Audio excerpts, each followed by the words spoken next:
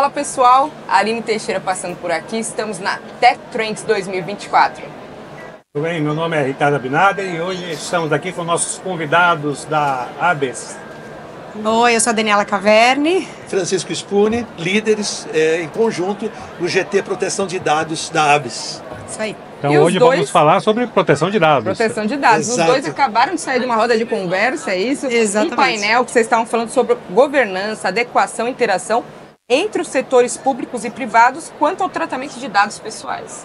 Então, acho que a pergunta que não quero calar, eu vou escolher a Daniela para responder essa pergunta. Vamos lá. Daniela, para onde estão indo os nossos dados? Nossa, os nossos dados estão no mundo, né, Aline? Os nossos dados pessoais, eles estão em todos os lugares hoje em dia. Mas com a Lei Geral de Proteção de Dados, eu vou te responder dizendo que ele está aonde a gente quiser que ele esteja. O que eu quero dizer com isso? Eu, como titular de dados, você como titular dos seus dados, o Francisco, a gente decide o que cada entidade pode ou não pode fazer com os nossos dados, dada algumas restrições, porque obviamente as empresas podem tratar os dados pessoais desde que conforme a legislação, desde que conforme o artigo 7º da legislação. O que eu quero dizer com isso? Desde que ele tenha um fundamento legal, uma base legal para tratar esses dados pessoais. Mas o dado é meu, o dado é seu, o dado é de cada um de nós. Então, em regra, eu como titular dos meus dados, eu tenho o direito de saber o que cada empresa está fazendo com o meu dado pessoal. Qual é a extensão desse tratamento de dados, o que ela faz, como ela faz, para onde vai.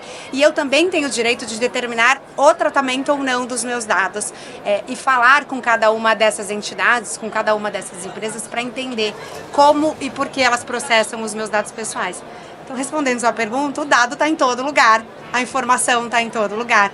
Mas a Lei Geral de Proteção de Dados veio para proteger o uso indiscriminado desses dados, o uso desses dados de forma mais regular, de forma mais ética, de forma com uma governança que proteja as pessoas e que o uso não vire indiscriminado. Porque a gente sabe que hoje em dia, nesse mundo tecnológico que a gente vive, o dado pessoal virou um petróleo, virou uma grande possibilidade de monetização. Isso é proibido? Não, não é. Mas eu, como titular de dados, tenho o direito de saber, de permitir ou não que isso aconteça. Legal. Obrigada, Daniela. Eu acabei de vir aí de uma palestra sobre soberania digital.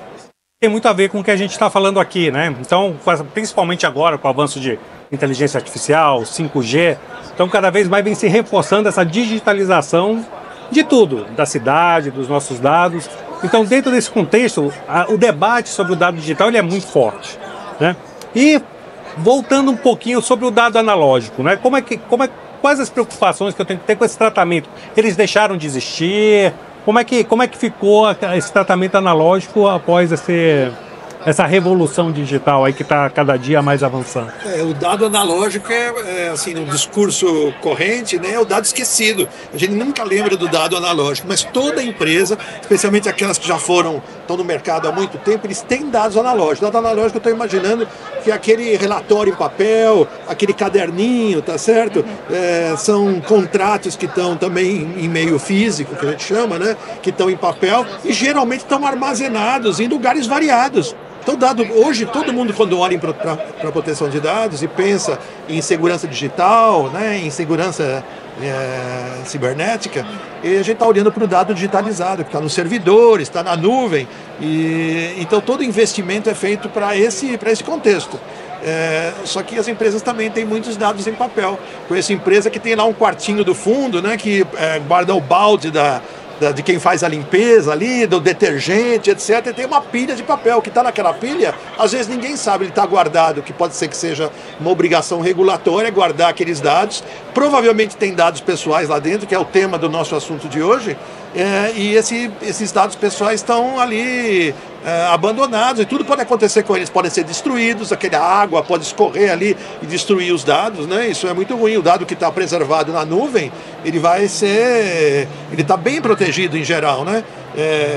todo investimento para proteger os dados está lá na nuvem, mas as empresas têm uma grande quantidade de dados em papel. E também tem aqueles dados em papel da nossa vida informal. É o relatório em papel que cai em cima da minha mesa, é o post-it que eu anoto dados pessoais, por exemplo, ou outros dados importantes, sigilosos, e coloco na parede, deixo em cima da mesa, porque a gente fala muito hoje em mesa limpa e tela limpa, que são princípios, né, boas práticas de comportamento organizacional que evitam que esses dados que circulam pelos meios não digitais, que eles venham a se perder ou que eles venham a ser revelados para pessoas não autorizadas. Então, isso é muito importante e a gente tem que lembrar disso também. Então, a Lei Geral de Proteção de Dados, para finalizar, ela está preocupada com a proteção de dados, né, com os direitos dos titulares, tanto com relação aos seus dados que estão em meio digital, como aqueles também que estão em meio físico. Eu só queria pegar um gancho e falar um pouquinho, porque é isso, assim, a legislação, ela não fala de direito digital, ela não fala em proteção digital, ela fala em proteção dos dados pessoais de todos os titulares. Então, não importa o meio, se ele é digital ou analógico, a gente precisa tomar cuidado de qualquer forma. O mesa limpa, o papel que você deixou lá e esqueceu, ou aquele relatório que você jogou no lixo sem destruir adequadamente, ele pode ser considerado como uma violação à legislação. Então, um incidente de segurança. Então, pouco importa se é digital ou analógico, os dados precisam ser cuidados de qualquer forma. Nossa. Quando vocês falam em incidente de segurança, está falando dentro... Tem uma ISO, né, de segurança, né? Tem. Uma dessas 9.000 alguma coisa. 27.000. 27.000. Né, que fala sobre essa aguarda e a... O nosso colega Reolon especializa na 27.000, vocês podem passar todas as perguntas para ele, que ele é um grande conhecedor. Muito bom. Mas é isso, gente, precisa cuidar dos dados, não importa se é digital ou analógico, assim, as entidades, as empresas, os órgãos públicos, pouco importa o formato. A gente, óbvio, foca muito, quando a gente fala em incidente de segurança, é muito mais grandioso, aparentemente muito mais grandioso um incidente de segurança tecnológico, um incidente de segurança digital, mas o analógico ele também pode ser bem destrutivo. E são inúmeros casos, né, que estão aí na literatura dos incidentes de segurança que envolvem perda e revelação de dados pessoais e outros dados sigilosos a partir do lixo, a partir da papelada descartada pelas empresas. Como eu falei, nós somos dados esquecidos, a gente só fala do mundo digital, inteligência artificial, segurança da informação e está esquecendo do contingente enorme de dados que está em meio. Eu estava pensando sobre isso, porque a gente fica focado nesse digital, e aí eu pensando assim, gente, todas as empresas têm esse quartinho que tá os dados ali. Eu falei, nossa, realmente. E só comentando o que você falou sobre a questão dos dados serem pessoais, isso é muito legal para que as pessoas que estão nos vendo, nos assistindo, é seu dado, né? Exato. Então você tem direito de querer ou não que isso seja utilizado. Isso é muito legal. Eu brinco, é o negócio da farmácia, que você vai lá e você dá o seu dado pro desconto. É pro desconto mesmo? Ou ele vai usar o seu dado para alguma outra coisa? Você tem o direito de perguntar, de saber o que vão fazer com os seus dados. É o seu Parece que a gente é obrigado a dar o dado, né? Você já sente... Não, você não é obrigado a dar o seu dado. Você não é obrigado a nada. E a empresa tem que... E o controlador desses dados, quer dizer, quem está pedindo o seu dado, ele tem que deixar bem claro para você o que acontece se você não fornecer o seu dado. Então, você tem o direito de conhecer como o seu dado será tratado, quer dizer, o que vai acontecer com ele, com quem ele será compartilhado, porque os dados, especialmente do mundo digital, eles passeiam por aí. Sim. Essa farmácia que coletou os seus dados, ela provavelmente vai compartilhar esses mesmos dados com outras empresas. Então, você tem o direito de saber qual é o caminho que esse dado vai percorrer. E se você perguntar, no meio do caminho, ele tem que te responder. Tem que responder, né? Ele tem que te contar.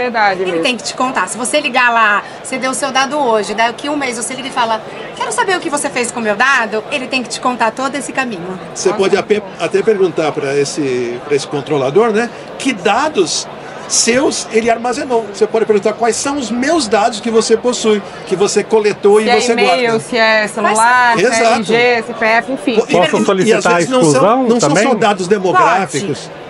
São dados também de consumo, por exemplo. O que você consumiu. Dados de consumo são considerados, se eles são reveladores, né, se estão associados a quem consumiu, são considerados dados pessoais. Você tem o direito de pedir a exclusão. Você tem o direito de pedir a correção, a exclusão. Mas vamos só fazer um parênteses aqui que é importante entender. Nem sempre dá para excluir, tá?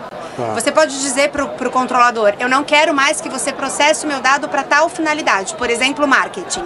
Não quero mais ficar recebendo aqui SMS de vocês. Ele necessariamente vai excluir o seu dado da base total? Não. Se ele tiver uma base legal, são 10 na nossa legislação, que justifique ele tratar aquele dado para alguma razão, ele pode tratar o seu dado para aquela razão. Ele vai ter que te explicar. Entendi. Tá? Mas assim, marketing, por exemplo, se você não quiser mais receber, ele é obrigado a não te mandar mais aquele marketing. Se você pedir. Gente, muito obrigada. Imagina, um por prazer estarem foi nosso. aqui respondendo essas nossas perguntas. Foi um prazer aqui, nossos convidados da ABS, Associação Brasileira das Empresas de Software. Exatamente. Acertei, pessoal. Tinha errado agora no ensaio. E é isso aí, pessoal. Estamos aqui direto da Tech Trends 2024. Num estúdio, na verdade, a gente está fazendo aqui um estúdio em cima de um caminhão, está sendo muito legal. E é isso, e até a próxima. Até a próxima. Até a próxima.